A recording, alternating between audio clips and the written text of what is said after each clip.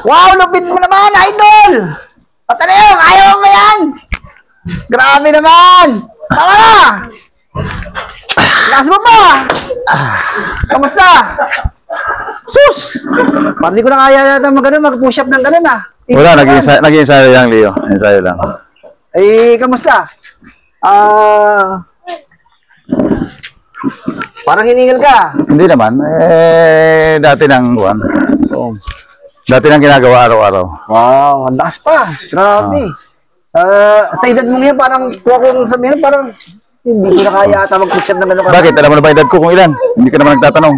Ba, hindi. Baka siguro mga... Tanda ka na ata eh. 64 na edad ko, Leo. 64. Pero, wag mo nga hamakin ang katulad naming matatanda, Leo. Wait, bakit naman? Kasi may kwento ako niyan. Kwento na naman yan kasi yan. 85 years old. Oh. Nakasuhan pa ng rape. 85 years old na yan. Tayo yan. Kasi hindi ko na sabihin kung saan lugar.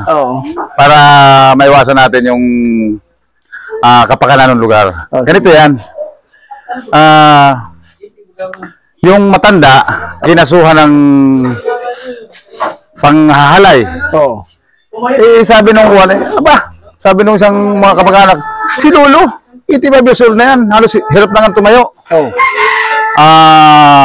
Kakasuhan pa ng rape. Sabi niya, tita, yung kalaban niya, yung nagkuha kay Lolo, kung yung nagkaso sa kanya, may influensya dito sa lugar natin. Ganun ba? Paano natin lalabanan yan? Sabi naman itong Juan, wala tayong perang ipanlalaban dyan. Wala tayong abogado. Sige. Ngayon, sabi nung isa, maalala ko, may kamag-anak sila naalala nung isang kamag-anak nila. May kamag-anak pala sila sa ibang bansa. 20 years na nagtatrabaho sa Amerika. Ano trabaho naman? Hindi basta trabaho. Doon naghahanap buhay. Ibig sabihin doon naghahanap buhay. Ngayon, yung tinawagan nila. Hihingi sila ng tulong doon. Okay. Humingi ng tulong. Ngayon, sabi nung nasa Amerika, tinawagan, nagsumbong yung nasa Pilipinas. Tita, si Lolo ay may problema. Kasi kinasuhan ng rape. Ano? Sabi nung nasa Amerika, ano? 85 years old na. Kaya pa ba yan? Hindi ako maniniwala. Sabi, hindi ako maniniwala. Nagagalit. Nagagalit. Kumanap kayo ng pinakamagaling na abogado dyan sa Pilipinas. At ilalaban natin ang kaso. Yung 20 years kong naipon dito sa Amerika ay gagasusin natin kay Lolo. Kasi nakasalalay dyan ang dangal at reputasyon ng ating pamilya. Sa madalit sabi, naghanap sila ng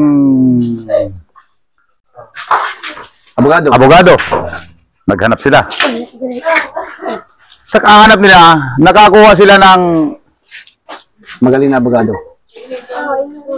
Abogada, babae. Abogada? Oo.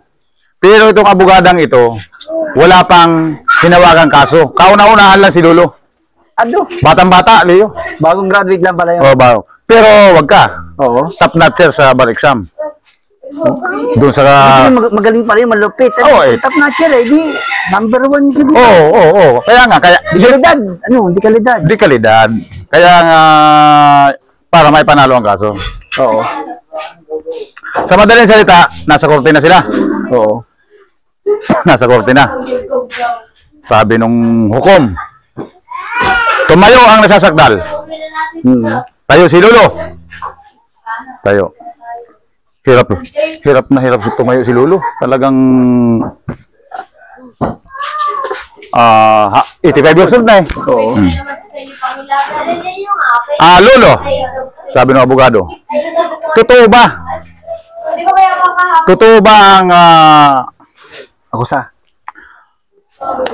ang palatang sa iyo sa salang panghahalay? Tumayo agad yung tumayo agad yung abogada. Yung attorney ni Lolo. Kagalang-galang na hukom. Pinasisinungaling ang upo. Ang palatang sa aking kliyente sa salang panghahalay. Pukpuk na hukom. Anong prueba mo?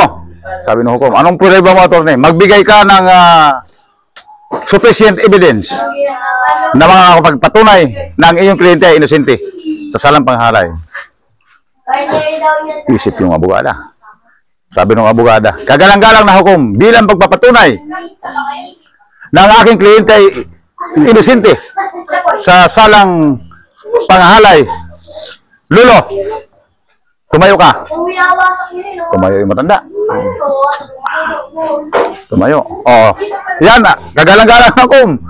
Sa pagtayo pa lang ni Lolo, na hirap na siya tumayo. Oo. Isa na agad na katunayan yan. Yung pa kayang isang bagay na ipapalatang nyo sa kanya. Oo. Sabi ng hukom. Ano pa, attorney? Bigyan mo pa ako ang hukumang ito ng... Imbisi mo ang hukumang ito ng... Prueba ay hindi pa sapat. Hindi sapat. Siyempre, alam mo naman ang hukom ay kuwan yan. Kailangan ay marami silang pagbabasihan. Pangalawang pagpapatunay. Kagalang-galang na hukom. Lolo, buksan mo ang iyong Oo. Salawal. Ayun. kalsonsilyo. Kalsonsilyo pa nung araw ay. Hindi mo nagbibulit no ng matatanda. Grabe naman yung abogado na yun. Kalsonsilyo. Hinubad. Oo. Oh, yan, nung hinubad na yung kuwan, ano, ibinaba yung kalsonsilyo. Oh, ayan, Lolo, tinuro nung abogada. Kitang-kita mo naman na nangunguluntoy na. Grabe. Oh, halos magkadikit na doon sa ako eh. Grabe yung abogado ito. Yan, kagalang-galang hukom. Oo. Nangunguluntoy na. Oh. Sabi ni ko, ano pa, Pator ni? Sina po ngayon ng kuwan? Oo. Sina po nung abogada. Oh, yan. Kagalang-galang na hukom. Bilang pagpapatunay na ang aking kliyente ay inosente sa salang panghalay, yung kagaganyan daw, medyo masama ng tama ng matanda. Sabi ng matanda, biglang tumaya yung matanda, nagbulong kay attorney. Oo. Attorney, please lang, itigil mo na, matatalo tayo.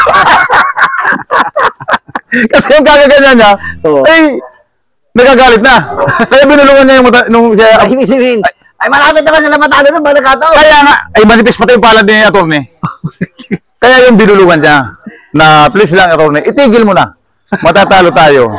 Kaya yan, Leo, Oo. yan ang kuha na, huwag mong hahamakin ang may edad. Hindi ka nakakasiguro dyan. Oh, yan ang...